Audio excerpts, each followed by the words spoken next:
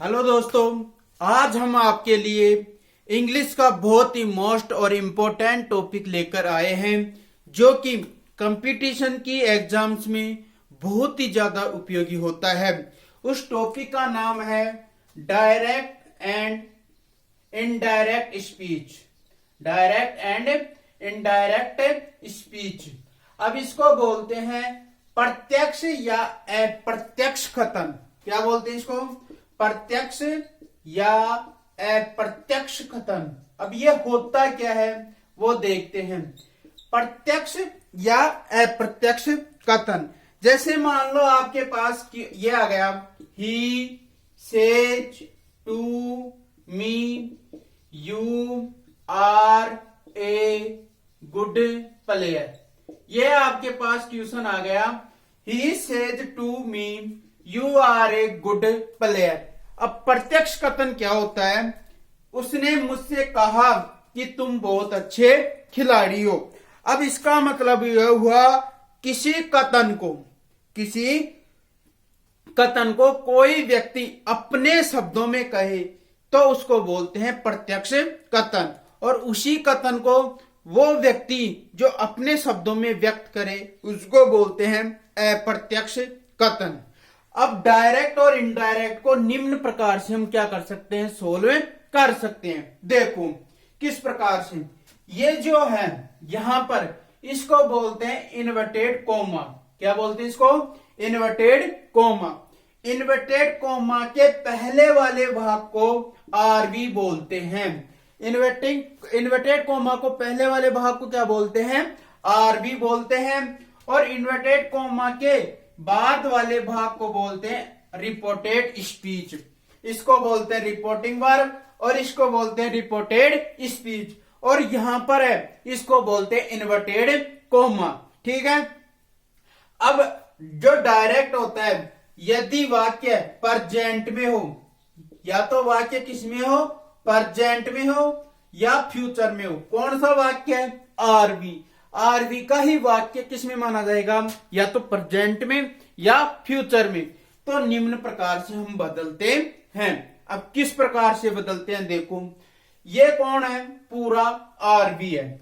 अब वाक्य किस में है? प्रेजेंट में है। प्रेजेंट दिख रहा है, वर्ब की फर्स्ट फॉर्म में क्या जुड़ रहा है? एज जुड़ रहा है। तो इसका मतलब आरवी किस में है? प्रेजेंट में। पहला नियम, आरवी के सब्जेक्ट को, किसको? आरवी के सब्जेक्ट को वैसा का वैसा रख दे। यहां पर जो भी आए आरवी में पहला जो सब्जेक्ट है उसको वैसा का वैसा, यानी जो है वो ही यहां पर क्या कर देंगे? रख देंगे। तो पहला नियम क्या हुआ? आरवी के सब्जेक्ट को वैसा का वैसा ही रख देंगे। दूसरा नियम, यदि आरवी में से आ जाए तो इसको बदलते हैं से में। यदि आरवी में सेज आ जाए तो उसको बदलते हैं सेज में। यदि आरवी में से टू आ जाए तो उसको बदलते हैं टेल में। और यदि आरवी में सेज टू आ जाए तो उसको बदलते हैं टेल्स में।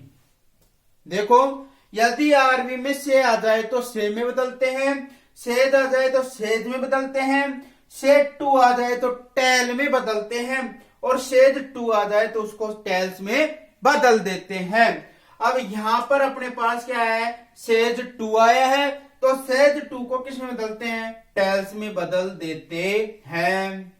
क्लियर? दूसरा नियम ये हुआ, यदि आरवी में से आ जाए तो से में, सेज आ जाए तो सेज में, से टू आ जाए तो टेल में, और सेज टू आ जाए तो टेल्स में बदले देते हैं। अगला नियम, यदि आरवी में ऑब्जेक्ट दिया हुआ हो तो आरवी के ऑब्जेक्ट को ऐसा का ऐसा ही रख देते हैं। आरवी के ऑब्जेक्ट को जो है उसी प्रकार से लिखे देते हैं। यहां पर मी है तो अपन मी का ऐसे कैसे लिखे दे दिए। ये किसको सोल्व किया अपन ने? आरवी के पहले भाग को, कि सब्जेक्ट को ऐसे कैसे, यहां पर से आ जाए तो सेज आ जाए तो सेज, से टू आ जाए तो टेल, और सेज टू आ जाए तो टेल्स में बदले देते हैं। आरवी के ऑब्जेक्ट को इसी प्रकार रख देते हैं। और आईसी है, साधारण वाक्य में आईसी को हटाकर दैट का प्रयोग कर देते हैं। क्लियर? साधारण वाक्यों में आईसी को हटाकर दैट का प्रयोग कर देते हैं। क्लियर यहां तक? अब देखो, अब आरएस में बदलते हैं। किसमें बदलोगे? आरएस में किस प्रकार से बदल देते हैं वो देखो।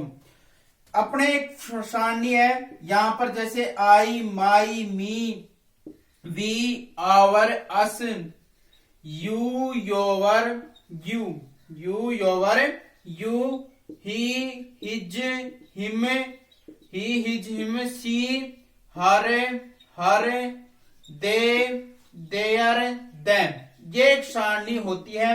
अब इसको किस प्रकार से इसका उपयोग यहां पर करते हैं? आपने सन बटा 123 का नियम सुना होगा, लेकिन आपको एक्सप्लेन करके मैं आपको बता देता हूं।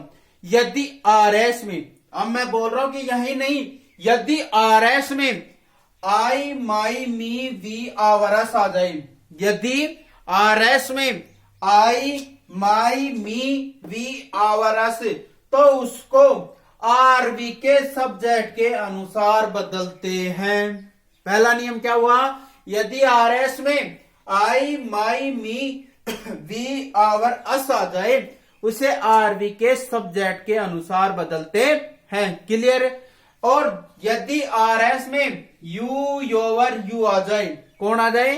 यू, योवर, यू आ जाए, उसे आरवी के ऑब्जेक्ट के अनुसार बदलते हैं। दो नियम हो गए। थर्ड नियम ये है, यदि आरएस में he, his, him, she, her, they, their, them आ जाए, है ना, he, his, him, she, her, they, their, them आ जाए, उसका कोई परिवर्तन नहीं होता है। नाम आता है तो उसको भी इसी प्रकार से लिख देते हैं। क्लियर यहां तक है? अब नियम क्या बोला मैंने?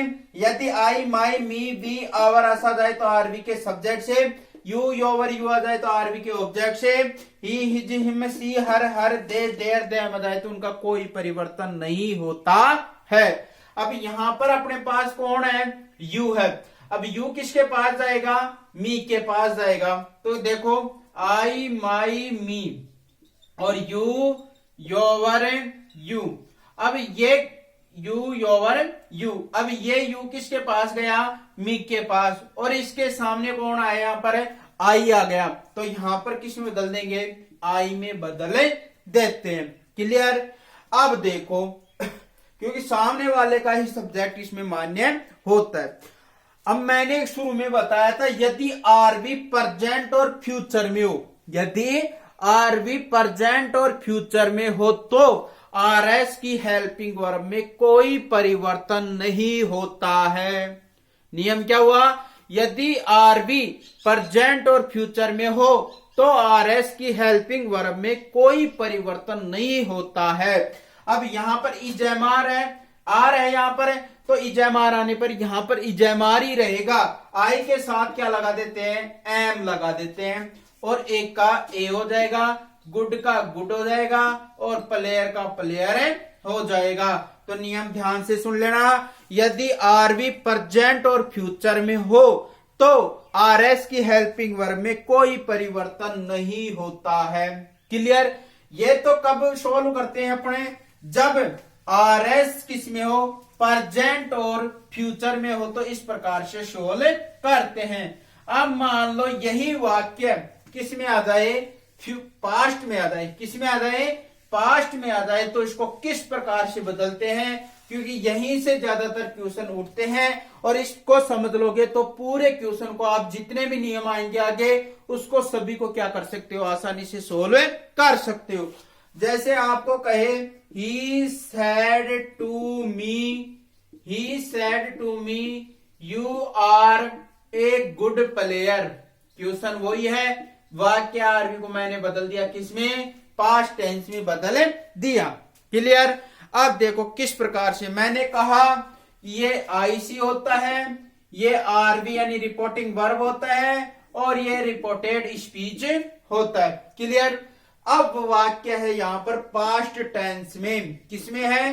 पास्ट टेंस में। बहुत ही अच्छा टॉपिक है, आसानी से आप इसको सोल्व कर सकते हो।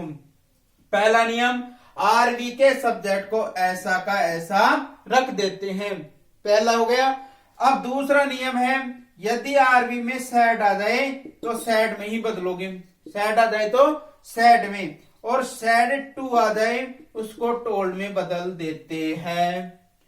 आरवी में सैड आ जाए तो सैड और सैड टू आ जाए तो टोल्ड में बदल देते हैं। अब अपने पास कौन है, सैड टू है, सैड टू को किस में बदलते हैं, टोल्ड में बदल देते हैं। क्लियर, नियम के अनुसार हुआ। अब आरवी का ऑब्जेक्ट को ऐसा का ऐसा रख देते हैं, वही नियम है। आईसी को हटाकर किसका प्रयोग करते हैं, दैट का प्रयोग कर देते हैं। और सब्जेक्ट का वही नियम है। आरएस में अपने पास क्या है, यू है, यू किसके पास जाएगा, मी के पास, तो किस में बदल जाएगा, आई में बदल जाएगा। अब देखो मेन चीज अब है, यदि आरबी पास्ट टेंस में हो तो आरएस की हेल्पिंग वर्ब में परिवर्तन होता है।